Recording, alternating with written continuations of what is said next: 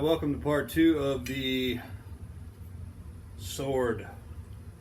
It is still very heavy. I did a little bit of cleanup on it yesterday, just trying to flatten it a little bit. It's still kind of crooked. Not exactly sure if I'm going to try to grind that straight or go back to the forge and try to bend it straight. One thing I do know is that there's so much steel left in it right now that it is kind of a pain to heat up more than one small section of it. Trying to heat the entire blade is just a lot. So what I'm hoping to do is, now that I've got my layout done on here of where I need to take some metal off and then try to establish that fuller, that I can lighten it up and take a bunch of metal out of it so that I can heat it more evenly and a bigger length of it, and then try to straighten it. Not really sure, so I'm gonna start with what I got. We will cut away the excess for now and then try to thin it a little bit more and see where we're at. I don't know.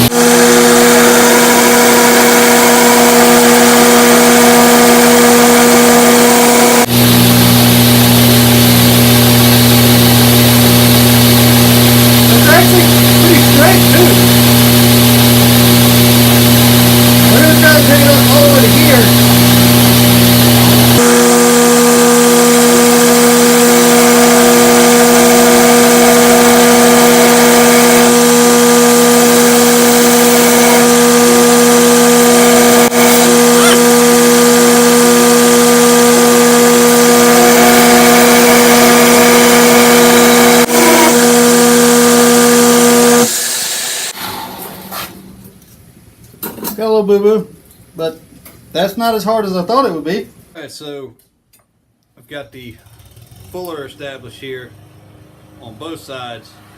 I've straightened this out. I kind of got to the point yesterday where I didn't want to go any further until I had straightened it. So I waited until last night when it was dark out and I could see the color of the blade very well, and did the best I could to get the whole thing heated up, and then put some pieces of angle iron here in my vise to try to straighten it all out, and it's pretty daggum straight, so I'm pretty happy with that.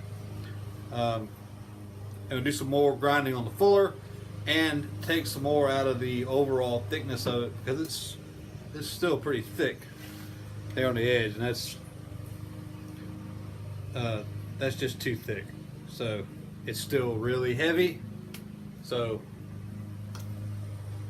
back to the grinder.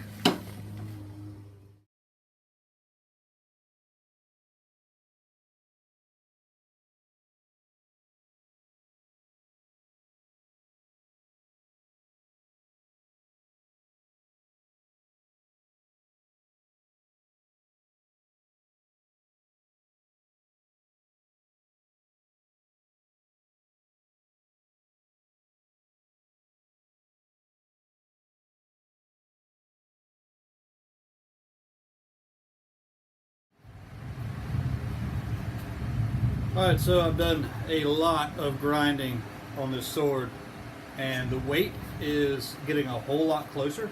It doesn't feel incredibly heavy anymore. It's still heavy.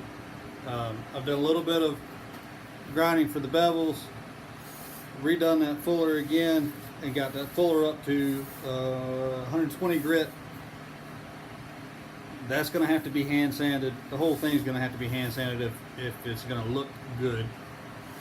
I am going to try to make it look as good as I can without spending 3 days hand sanding this, because this is the first one. Alright, so I'm here. It's, I don't know, whatever time in the afternoon, but the sun's not all that intense, so I can see the colors pretty well.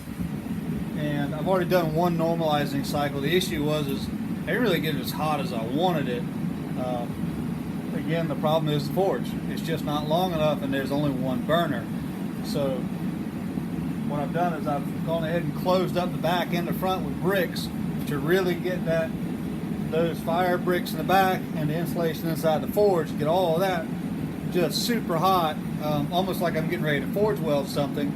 And hopefully that ambient heat, radiant heat coming off of the sides, is going to help heat that blade so I can get it all the way heated up. Whenever I get the front half of the blade all the way into those fire bricks in the back, it wasn't picking up any heat. In fact, it was just losing everything. So let's see if this is going to work any better. That's good hot in there.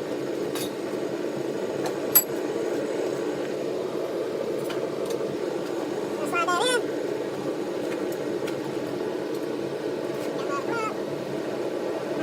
Bricks in the back might have fell out, so. Want to get an even heat, I'm just going to have to keep moving it back and forth.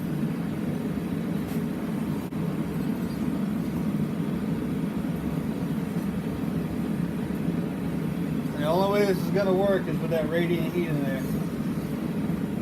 If this doesn't work for getting it hot enough to normalize, I'll never get it hot enough to harden it with this forge.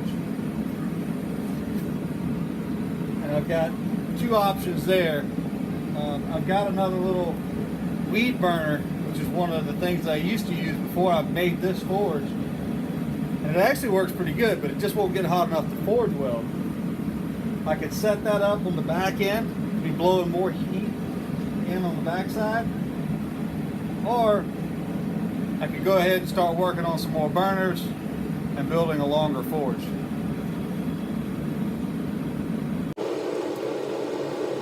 I'll probably go with the first one because it's less work.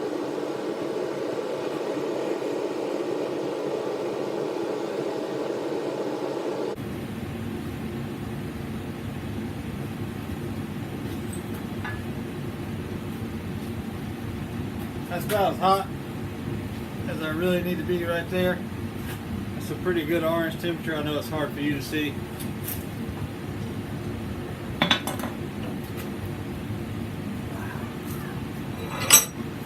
That's slightly below critical.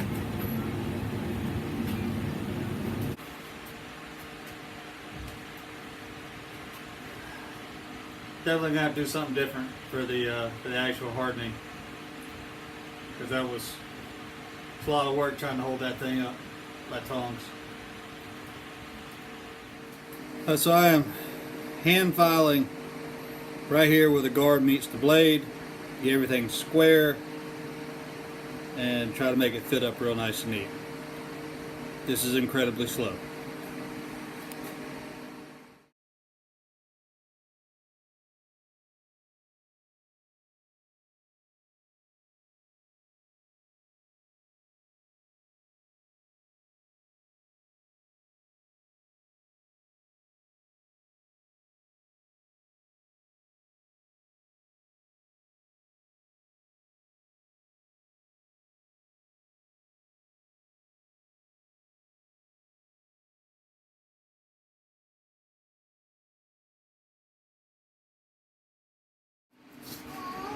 Alright, so I forgot to turn the camera on while I was in the middle of making this guard.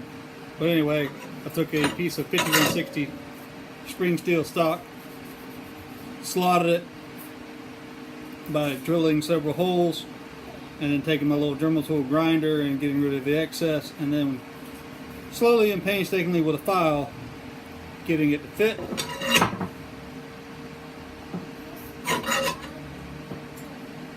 Might be backwards. There. It's pretty close. I'll tighten it up a little bit with the final fit, but guard is situated. Time to rough out a handle. Let's get started.